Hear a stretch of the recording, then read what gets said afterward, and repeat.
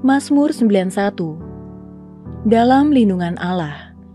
Orang yang duduk dalam lindungan yang maha tinggi dan bermalam dalam naungan yang maha kuasa akan berkata kepada Tuhan, tempat perlindunganku dan kubu pertahananku, Allahku yang kupercayai.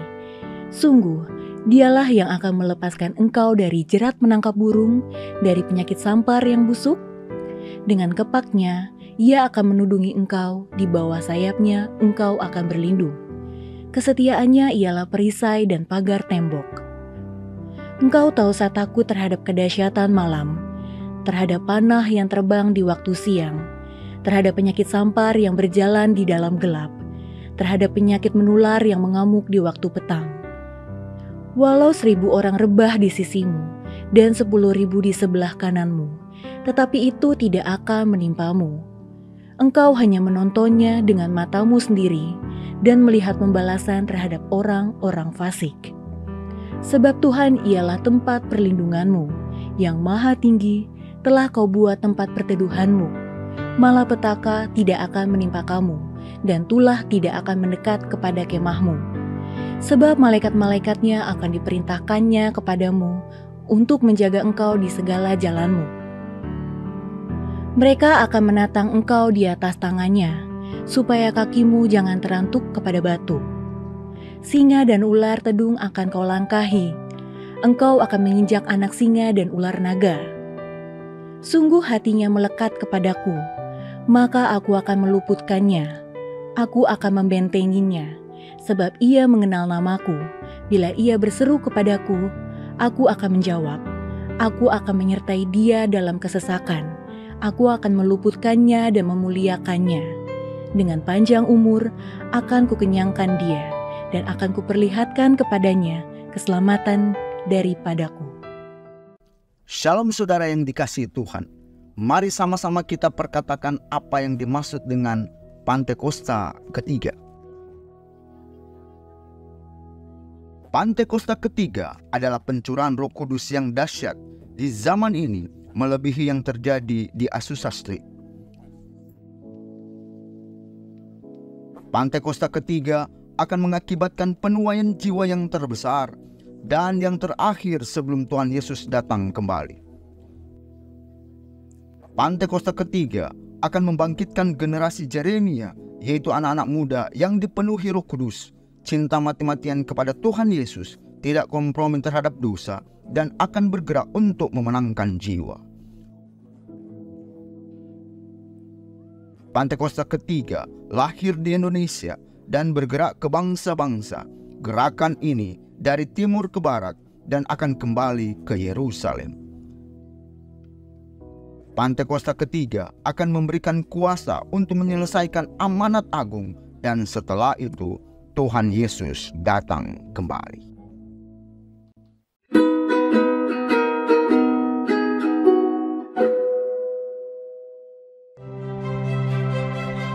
Hari-hari ini kita diperhadapkan dengan pergumulan kehidupan, namun tetaplah berada dekat dengan Tuhan dan berharap hanya kepadanya. Maka Tuhan akan selalu memegang tangan Anda dan mengangkat Anda dalam kemuliaannya. Mari persiapkan hati kita untuk masuk dalam perjamuan kudus. Anda dapat mempersiapkan roti atau menggantinya dengan biskuit atau crackers, dan anggur dapat diganti dengan sirup di rumah masing-masing. Shalom Bapak Ibu Saudara, selamat. Saya percaya kita orang yang mengalami kebaikan Tuhan, yang siap memuji Tuhan di rumah saudara masing-masing dimanapun saudara berada. Saya percaya orang yang terus mengandalkan Tuhan akan mengalami pemeliharaan Tuhan yang ajaib. Kita berkata apa yang tidak pernah dilihat mata, tidak pernah didengar telinga, disediakan Tuhan bagi orang yang mengasihi Dia, yang siap memuji Tuhan di rumah masing-masing. Boleh kita bangkit berdiri bersama-sama, kita berikan tepuk tangan yang terbaik bagi Allah kita. Berikan sorak-sorai, katakan haleluya. Tepuk tangan sama-sama di hadapan Tuhan. Yeay. Kami bersyukur karena kebaikan Tuhan yang ajaib. Haleluya.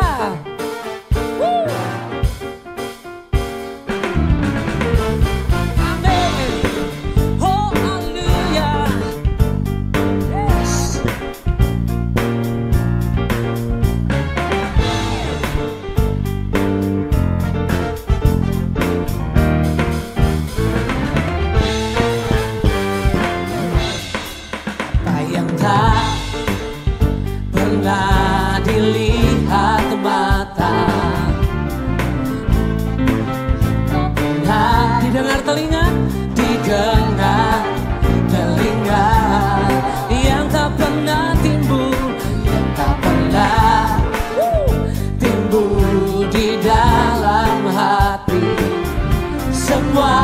disediakannya bagi yang mengasihi Dia. Allah sanggup, Allah sanggup melakukan segala perkara, dulu, sekarang, dan selamanya. Kuasanya tidak berubah. Allah sanggup melakukan segala perkara, dulu, sekarang dan selamanya. Kuasanya tak berubah. Tepuk tangan sama-sama lagi di hadapan Tuhan.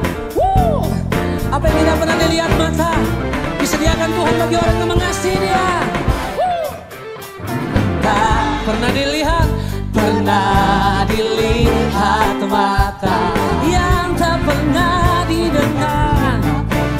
Yes, didengar telinga, yang tak pernah timbul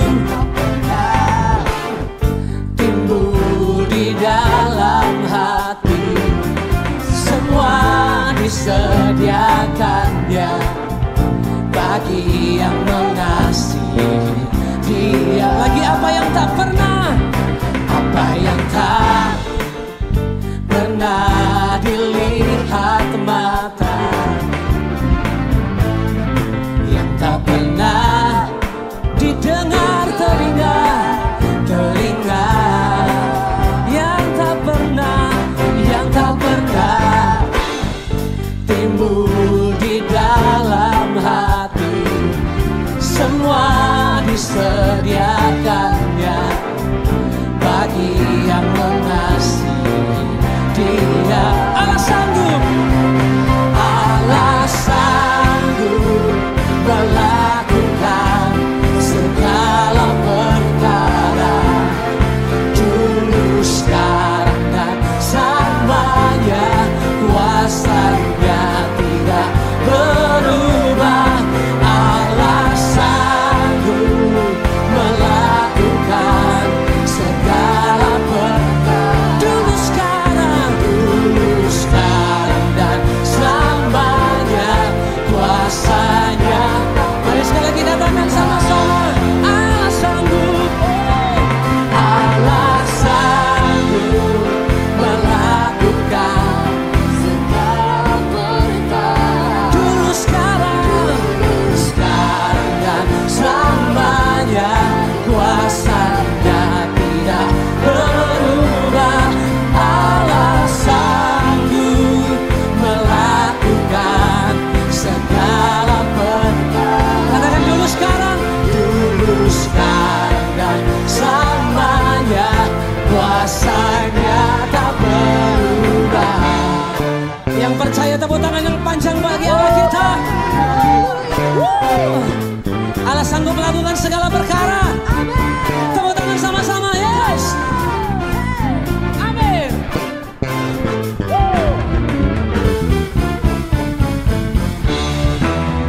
Allah sanggup melakukan segala perkara. Katakan sama-sama. Dulu, selamanya. Kuasanya tidak lagi. Allah sanggup, Allah sanggup melakukan segala perkara, dulu, sekarang, dan selamanya. Kuasanya tak berubah. Mari lagi sama-sama. Allah sanggup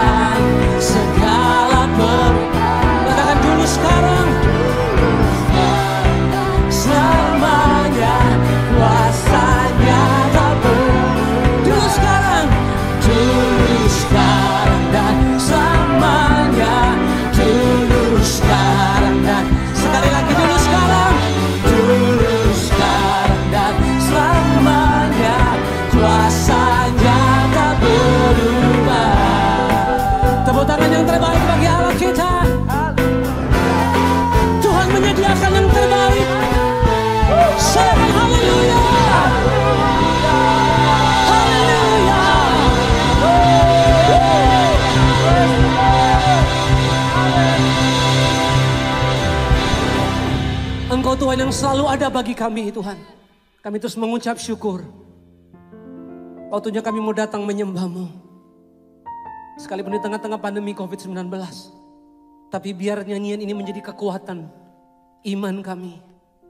Untuk semakin berharap kepada Tuhan. Sebab Engkau Tuhan sumber kekuatan kami. Terima kasih Tuhan, kami mau datang dalam hadirat Tuhan. Kami mau sama-sama menyembah Tuhan. Bapak Ibu Saudara silakan duduk kembali. Mari sama-sama kita mau datang dalam hadirat Tuhan. Bahwa ucapan syukur penyembahan-Mu di hadapan Tuhan. Kami datang dan siap menyembah-Mu. Yang siap menyembah Tuhan sama-sama katakan amin. Amin.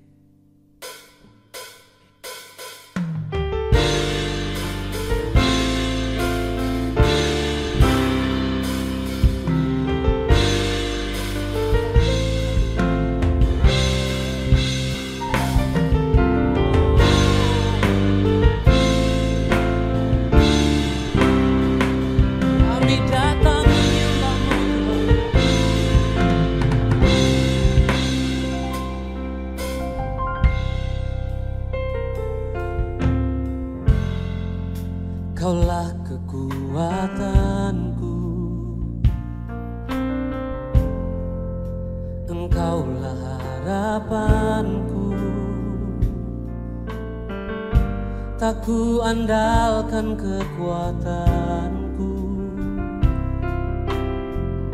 saat hadapi badai hidupku. Kaulah kekuatanku, Engkaulah harapanku. Tak ku andalkan kekuatanku saat hadapi badai hidupku. Ku percaya Engkau Tuhan berkuasa, Engkau sanggup memulihkan hidupku. Dalam tangan-Mu ku serahkan seluruh hidupku. Tiada yang mustahil bagi-Mu Yesusku.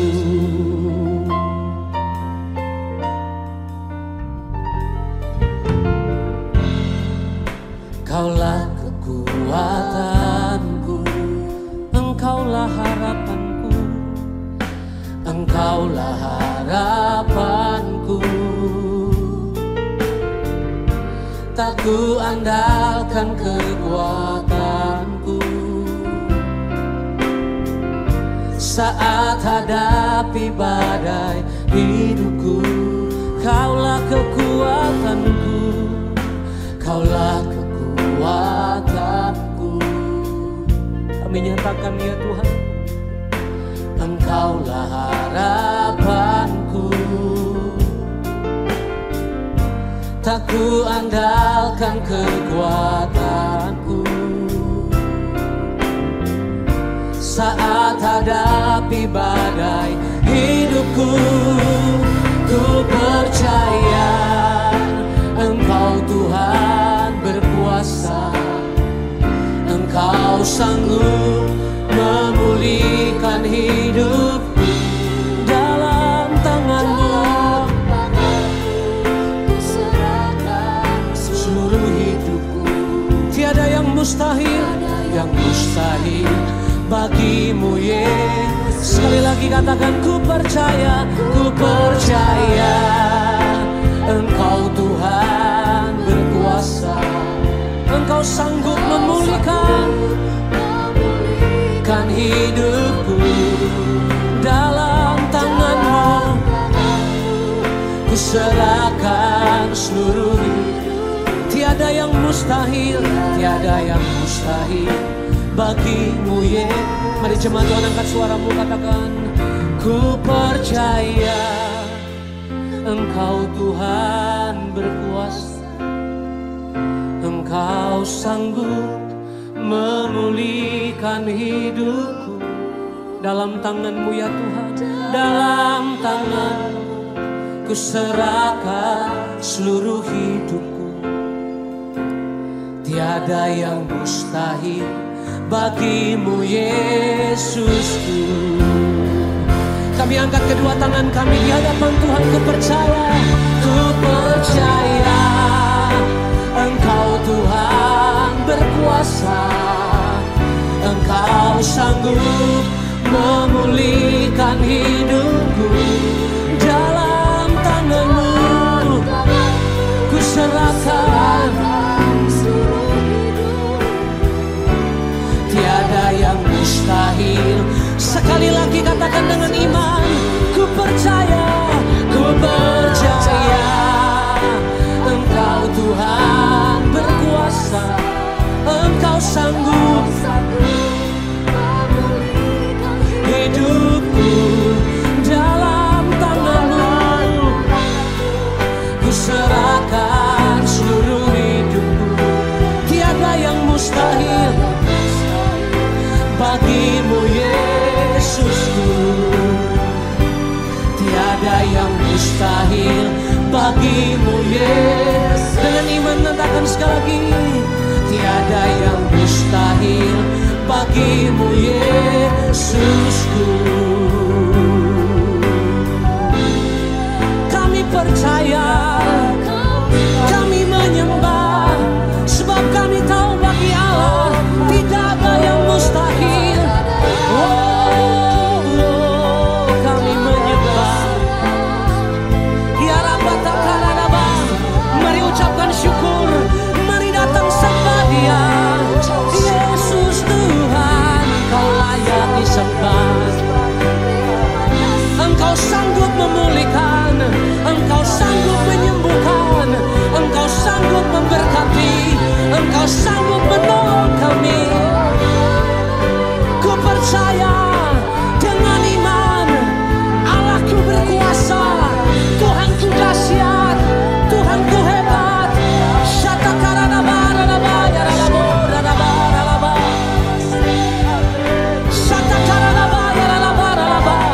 Angkat suaramu sembah Tuhan.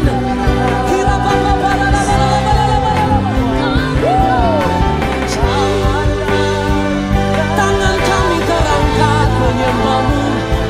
Jiwa kami bersuka karena kehadiran-Mu ya Tuhan.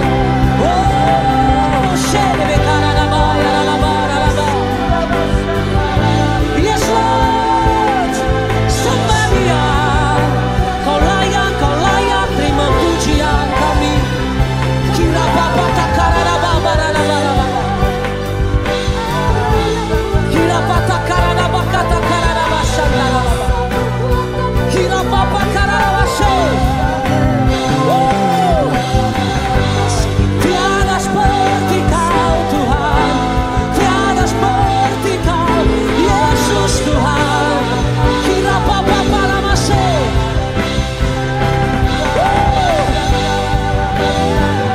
Ku mau menyembah-Mu Tuhan, ku mau menyembah-Mu dengan segenap kekuatanku. Yes Lord, kira Bapa para basantara lama. Kami perlu Engkau Tuhan, lebih dari segala yang ada. Kira Bapa karana baba baba rana basantara lama. Yes Lord, kira Bapa karana basantara lama baba. Mari bangun rohmu, mari sembah dalam roh. Sikira Kira Bakara baba baba baba baba baba. Kira Bakara bashe bela baba. Kira Bakata karana baba. Kira Bakara basantara. Dimanapun saudara berada hari ini, saya mau mengajak kita untuk mendeklarasikan dengan iman. Kalau saudara berada di rumah, saudara dengan keluargamu, ajak keluargamu bangkit berdiri. Kedua tanganmu terangkat ke surga. Nyatakan dengan imanmu di hadapan Tuhan. Aku punya Tuhan yang besar, yang telah berjanji dan sanggup menggenapi. Imanku bersepakat percaya kuasanya. Ku terima sekarang kemenangan dan. Mari nyatakan dengan iman sekali lagi, katakan, aku punya Tuhan yang. Amin. Janji-Mu ya dan amin ya Tuhan. Dan sanggup menggenapi. Imanku bersepakat percaya kuasanya. Ku terima sekarang kemenangan darimu. Sekali lagi sama-sama katakan, aku punya Tuhan. Aku punya Tuhan yang besar, yes, yang telah berjanji dan sanggup menggenapi. Imanku bersepakat percaya kuasanya. Ku terima sekarang kemenangan dah. Sekali lagi katakan dengan iman, aku punya Tuhan yang, yes, janji-Mu ya dan amin bagi kami ya Tuhan. Menggenapi. Imanku bersepakat percaya kuasanya. Ku terima sekarang kemenangan dah. Imanku bersepakat.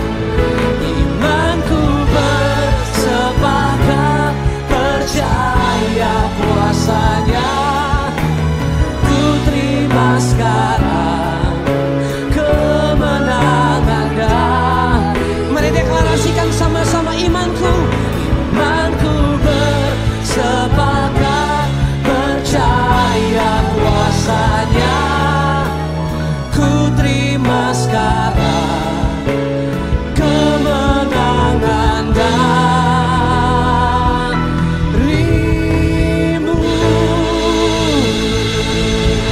Iman kami bersepakat. Kami percaya Tuhan kami besar. Tuhan kami hebat. Jadilah kehendak-Mu atas kami Tuhan, atas gereja-Mu. Di dalam nama Tuhan Yesus, kami mau siapkan hati kami untuk sambut kebenaran firman-Mu. Firman-Mu menjadikan kami umat-umat pemenang. Firman-Mu menjadikan kami umat-umat yang dibebaskan, yang dipulihkan, dan disembuhkan Tuhan. Kami sambut kebenaran firman-Mu. Demi nama Yesus kami berdoa. Yang percaya sama-sama katakan. Amin. Amin.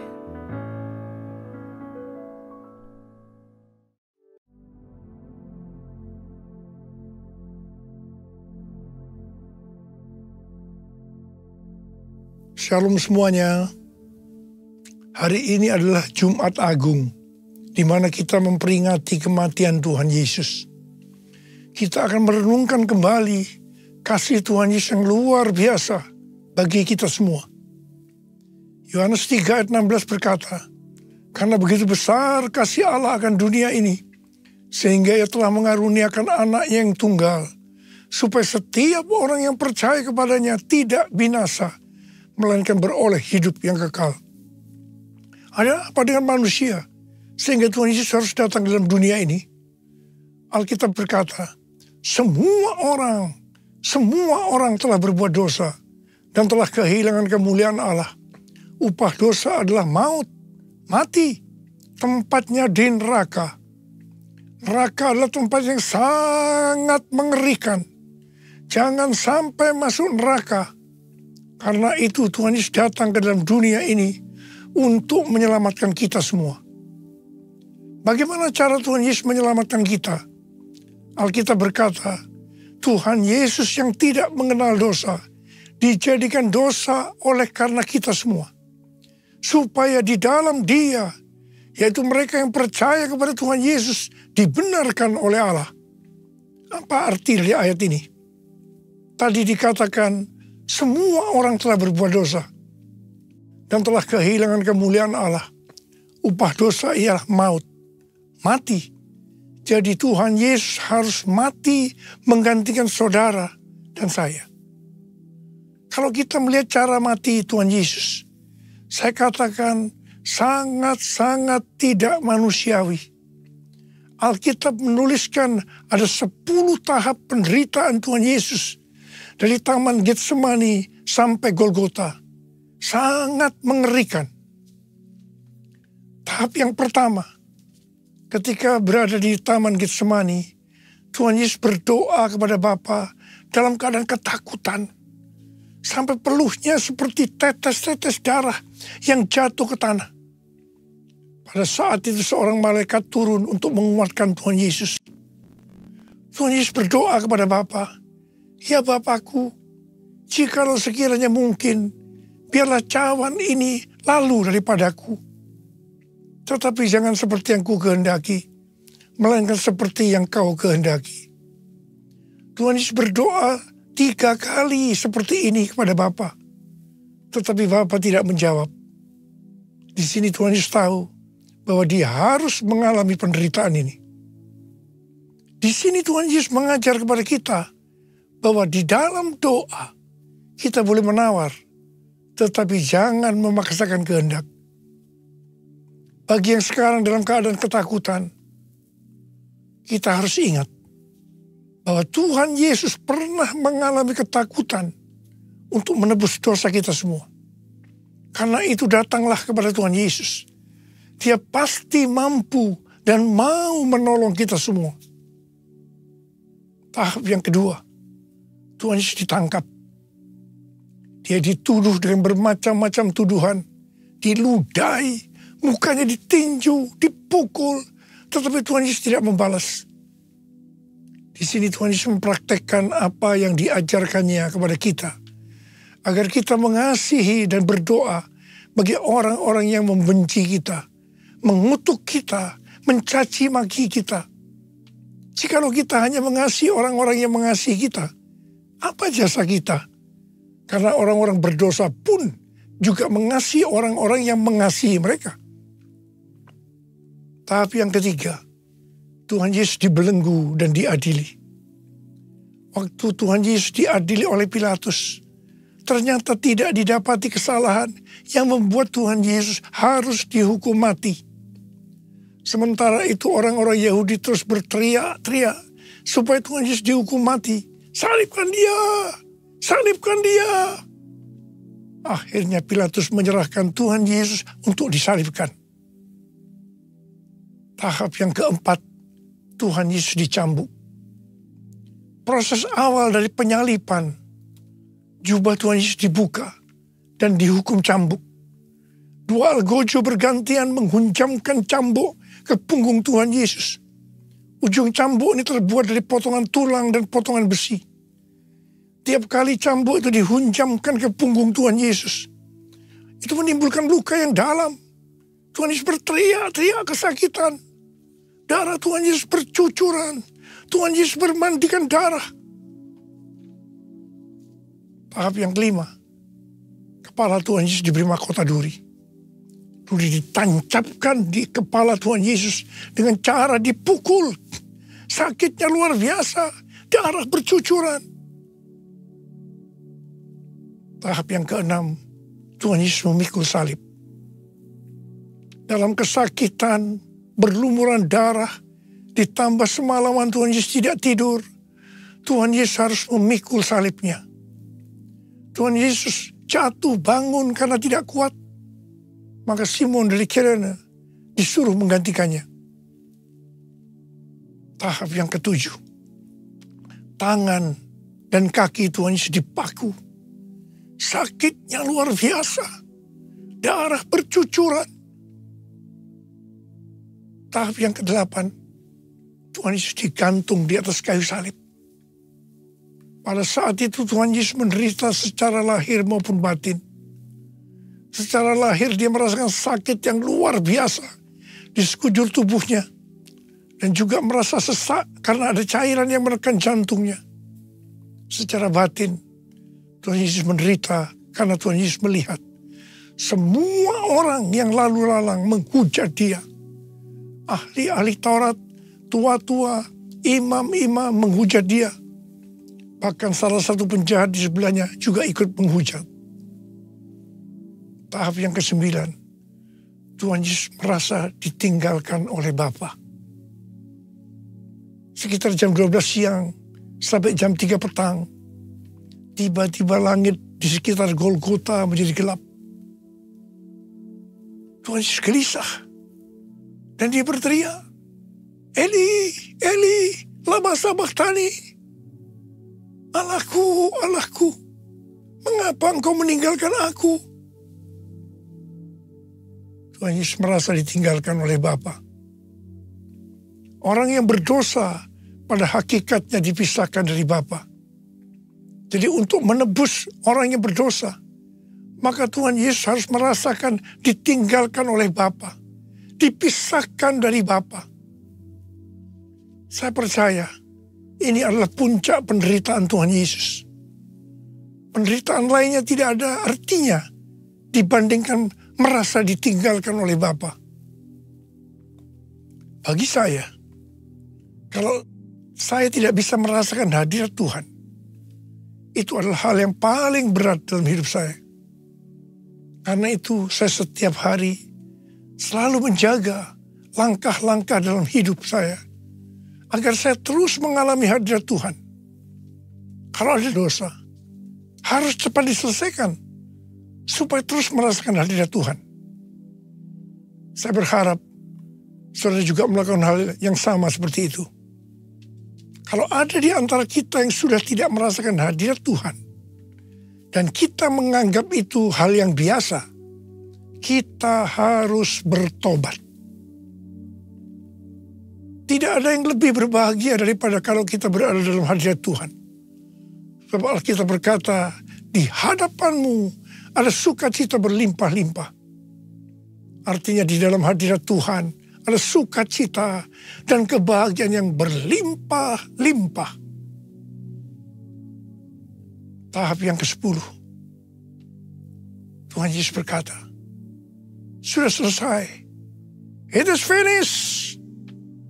Ya Bapa, ke dalam tanganmu kuserahkan nyawaku. Lalu Tuhan Yesus mati.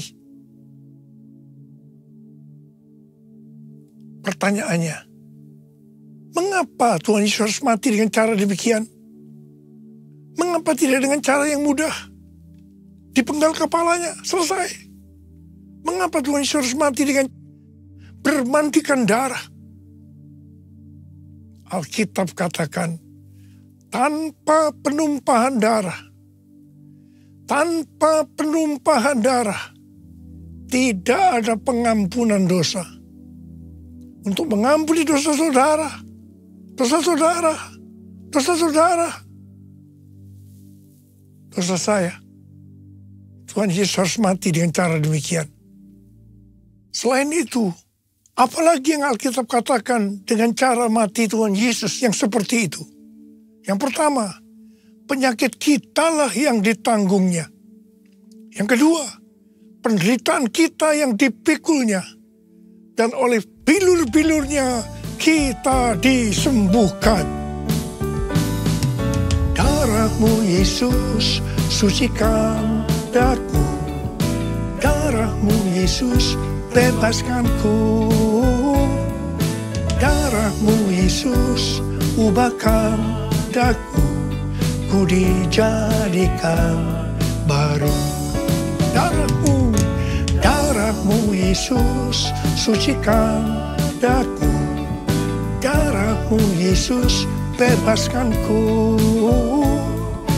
Darah-Mu Yesus ubahkan daku.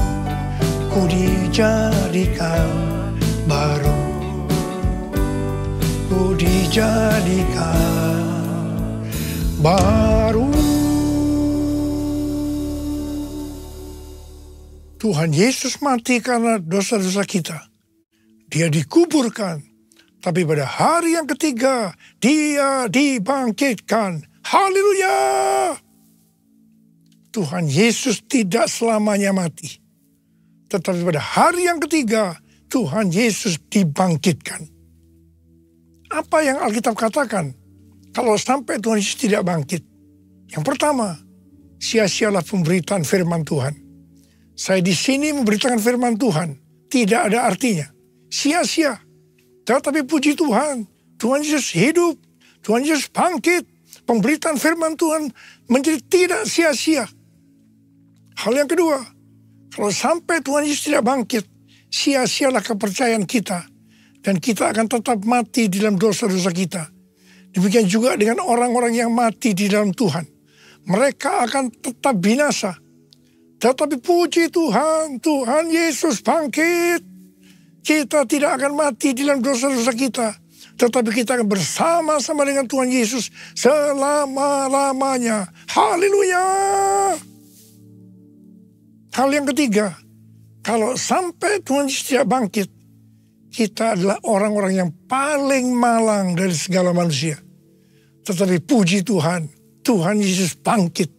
Kita bukan orang-orang yang paling malang, tetapi justru orang yang paling beruntung dari segala manusia. Ada berapa banyak orang-orang yang paling beruntung dari segala manusia? Angkat tangan saudara. Sebab dia hidup, ada hari esok. Sebab dia hidup, ku tak gentar. Karena ku tahu dia pegang hari esok. Hidup jadi berarti sebab dia hidup. Hidup jadi berarti sebab dia hidup. Hidup jadi berarti sebab Yesus hidup. Karena Tuhan Yesus hidup, maka ada hari esok. Karena Tuhan Yesus yang pegang hari esok saudara dan saya, dia hidup. Dia berkata kepada kita semua, jangan kamu khawatir. Jangan kamu khawatir. Apa yang akan kamu makan? Apa yang akan kamu minum? Apa yang akan kamu pakai? Semua itu dicari oleh bangsa-bangsa yang tidak mengenal Allah. Tetapi Bapamu yang di surga tahu, kamu memerlukan semuanya itu. Karena itu, jadilah dulu kerajaan Allah dan kebenarannya. Maka semuanya, apa yang saudara butuhkan, akan ditambahkan kepadamu. Yang percaya katakan amin. Karena Tuhan Yesus hidup, maka mujizat-mujizat yang dilakukan oleh Tuhan Yesus masih ada sampai dengan hari ini. Orang buta melihat, orang lumpuh berjalan, orang tuli mendengar, orang mati dibangkitkan, orang kusta menjadi tahir, dan kepada orang-orang miskin diberitakan kabar baik. Karena Tuhan Yesus hidup, kita sedang melihat Pentakosta ketiga sedang digenapi. Di mana melalui semua peristiwa yang terjadi saat ini, penuaian jiwa yang terbesar dan yang terakhir sebelum Tuhan Yesus datang kembali terjadi.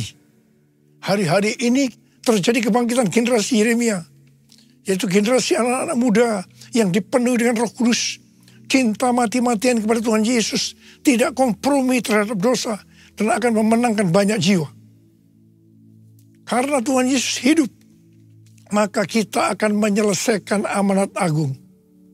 Hari-hari ini Tuhan berbicara kepada banyak hamba-hamba Tuhan tentang tahun 2033. Tahun 2033 adalah peringatan 2000 tahun kematian, kebangkitan, kenaikan Tuhan Yesus ke sorga.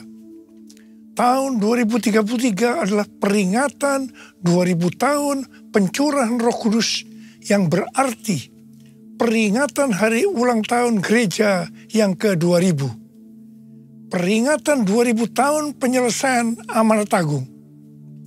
Pada Pentakosta tahun 2033, setiap orang akan mendapatkan kesempatan untuk berjumpa secara otentik dengan Tuhan Yesus melalui kuasa dan hadirat Roh Kudus.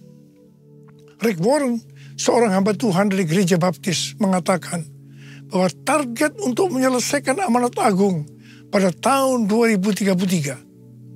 Sesuai dengan Matius 24 ayat 14, maka setelah amanat agung selesai, maka Tuhan Yesus akan datang kembali. Saya tidak berkata bahwa tahun 2033 Tuhan Yesus pasti datang.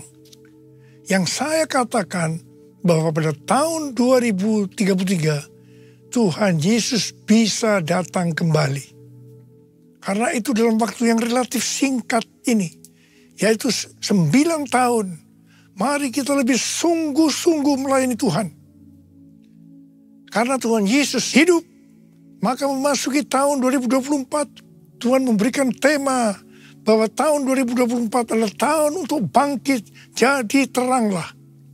Yesaya 60 ayat 2 dan 3 berkata, sebab sesungguhnya kegelapan menutupi bumi, dan kekelaman menutupi bangsa-bangsa, tetapi terang Tuhan terbit atasmu, dan kemuliaannya menjadi nyata atasmu.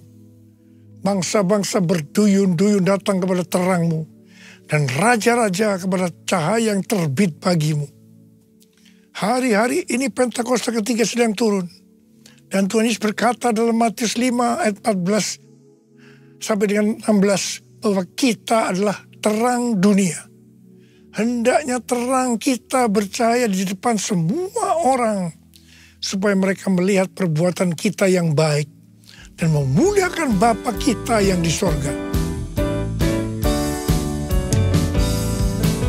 Bangkitlah, terangmu sudah datang. Bangkitlah, terangmu sudah datang. Kemuliaan Tuhan telah terbit, kemuliaan Tuhan telah datang, kemuliaan Tuhan telah terbit atasmu, atasmu, atasku, atasku, atasku, sekali lagi, atasku. Bangkit dan jadi teranglah, artinya kita harus berbuah. Tuhan Yesus berkata dalam Yohanes 15 ayat 1 dan 2, Akulah pokok anggur yang benar, dan Bapakulah tukang kebunnya. Setiap carang padaku yang tidak berbuah, dipotongnya, dan setiap carang yang berbuah, dibersihkannya, supaya ia lebih banyak berbuah. Kita ini adalah carang. Carang yang tidak berbuah dipotong, jatuh ke tanah, menjadi kering, kemudian dikumpulkan orang dan dicampakkan dalam api, lalu dibakar. Jadi kalau kita tidak berbuah, akan apa akibatnya? Kita akan dimasukkan dalam api neraka. Jangan sampai tidak berbuah. Waktu Tuhan Yesus memberikan perumpamaan tentang penabur benih, dikatakan ada benih yang jatuh di semak duri. Semak duri ini akan semakin besar dan menghimpit tanaman itu sehingga tidak berbuah. Ini menggambarkan orang yang mendengarkan firman, lalu kekhawatiran dunia, tipu daya kekayaan, dan kenikmatan hidup menghimpit firman itu sehingga tidak berbuah. Tuhan Yesus dengan tegas memberitahu kita bahwa faktor utama yang menyebabkan orang percaya tidak berbuah adalah kekhawatiran dunia, tipu daya kekayaan, dan kenikmatan hidup. Ini adalah tipu daya si iblis. Hal yang seperti ini banyak dialami oleh orang Kristen. Karena itu Tuhan Yesus berkata, bangkitlah, jadi teranglah. Artinya kita harus berbuah. Tuhan Yesus berkata, kalau kita tinggal di dalam Dia, dan firman-Nya tinggal di dalam kita, maka kita akan berbuah. Bagi orang yang seperti itu, Tuhan Yesus berkata, mintalah apa saja yang kamu kehendaki, maka akan diberikan kepadamu. Dalam hal inilah Bapakku dimuliakan, bahwa kamu berbuah banyak, dan menunjukkan bahwa kamu adalah murid-muridku. Galatia 5 ayat 22-23 berkata, namun buah roh ialah kasih, sukacita, damai sejahtera, kesabaran, kemurahan, kebaikan, kesetiaan, kelemah lembutan, penguasaan diri. Tidak ada hukum yang menentang hal-hal itu. Kembali kepada pesan Tuhan Yesus tentang carang yang berbuah. Bahwa akan terus dibersihkan supaya ia lebih banyak berbuah. Ini berarti kita yang berbuah akan terus dibersihkan. Mengalami proses pemurnian terus menerus. Sehingga akan makin bertambah kudus. Dan menjadi serupa dengan gambar Yesus. Sehingga pada saat dia datang menyebut kita di awan-awan. Kita akan mendengar nama kita dipanggil. Dan selanjutnya kita akan bersama-sama dengan Tuhan Yesus selama-lamanya. Ada berapa banyak di antara saudara yang percaya pada saat dia datang nanti, nama kita dipanggil. Dan kita akan bersama-sama dengan Tuhan Yesus selama-lamanya. Ada berapa banyak yang percaya? Angkat tangan saudara. Katakan bersama saya. Layak dipuji disembah, Kaulah yang bertata dulu, sekarang, dan selamanya. Raja atas segala raja, namamu besar termulia. Layak dipuji disembah, Kaulah yang bertata dulu, sekarang, dan selamanya. Raja atas segala raja, namamu besar termulia. Namamu besar termulia. Namamu besar termulia. Mari berbahasa roh. Berbahasa roh.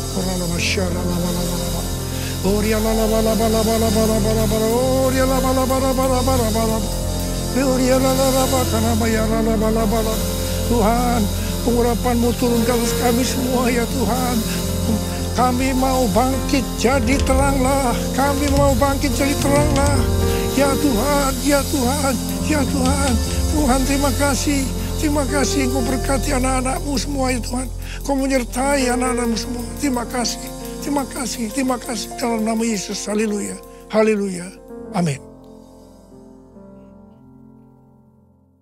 Saudara-saudara, kita akan masuk dalam perjamuan kudus.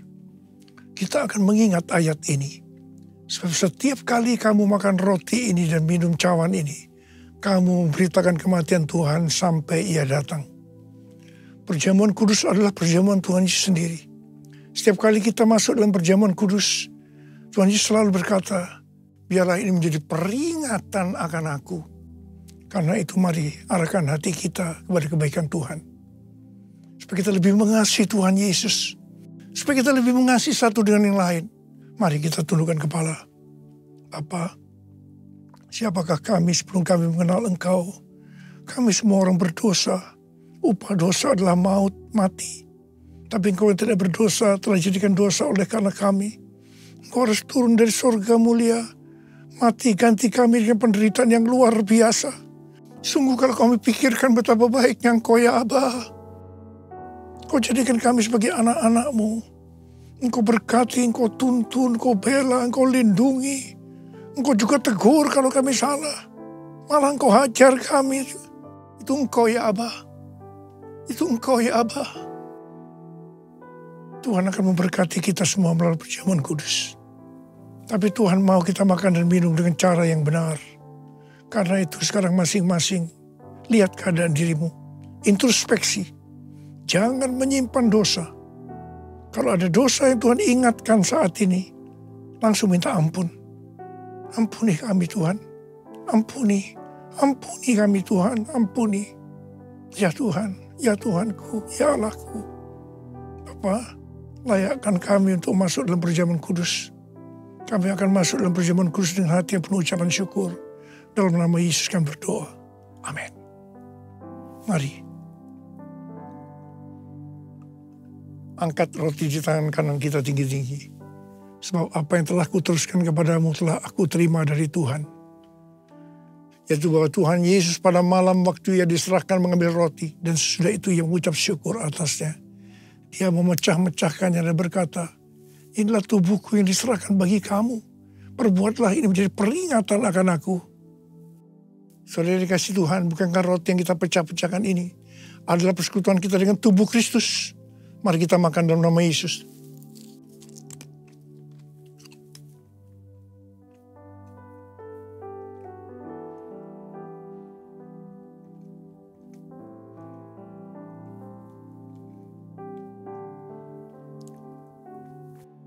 Angkat cawan di tangan kanan kita tinggi-tinggi. Demikian juga ia mengambil cawan sesudah makan lalu berkata, cawan ini adalah perjanjian baru yang dibenarkan oleh darahku. Perbuatlah ini setiap kali kamu meminumnya menjadi peringatan akan aku. Oleh kasih Tuhan, bukankah cawan pengucapan syukur yang atasnya kita ucapkan syukur adalah persekutuan kita dengan darah Yesus. Mari kita minum dalam nama Yesus.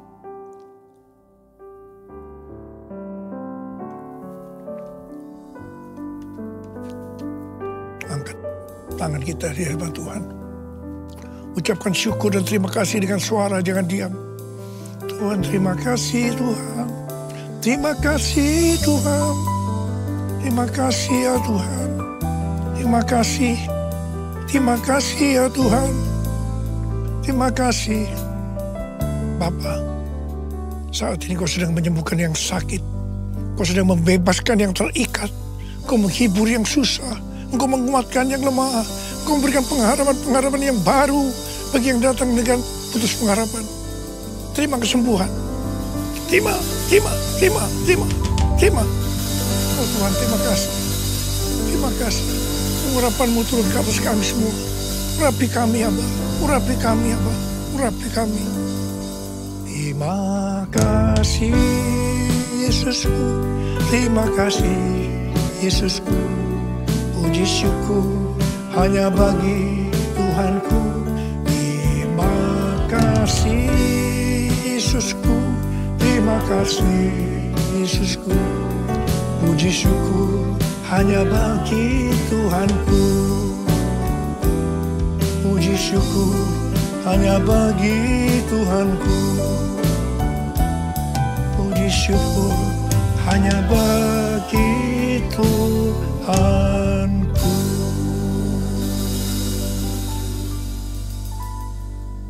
Sekarang terimalah berkat Tuhan. Kasih karunia berlimpah-limpah daripada Allah Bapa dalam Anak yang tunggal Yesus Kristus. Persekutuan yang manis dengan Roh Kudus menyertai kita semua. Mulai hari ini sampai Tuhan Yesus datang menjemput kita di awan-awan. Dan bahkan sampai selama-lamanya. Yang percaya bersama-sama katakan, amin.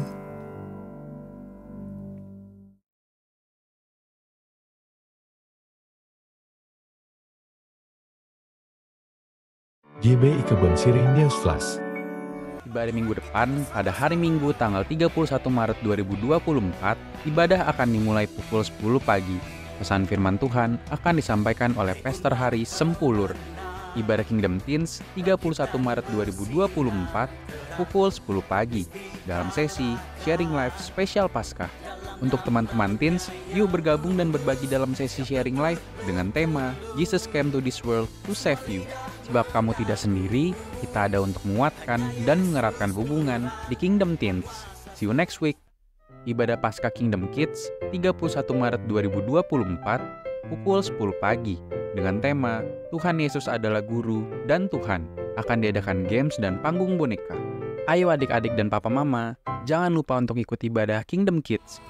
2024 tahun untuk bangkit, jadi teranglah tahun anak muda bergerak.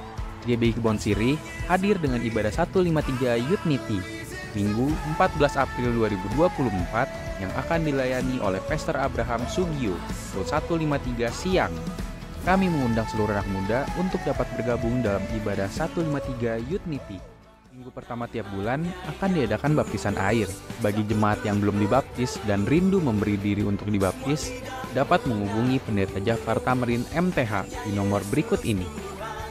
Persembahan umum, syukur, dan persepuluhan dapat Anda berikan melalui QR Code berikut ini. Scan QR Code yang tertera di layar atau yang tersedia di depan bangku Anda. Persembahan melalui QR Code tidak dipungut biaya apapun. Persembahan umum, persepuluhan, diakonia, dapat Anda transfer ke nomor rekening berikut ini. Terima kasih. Demikianlah GBI Kebon Siri News Flash hari ini. Selamat hari Minggu. Tuhan Yesus memberkati.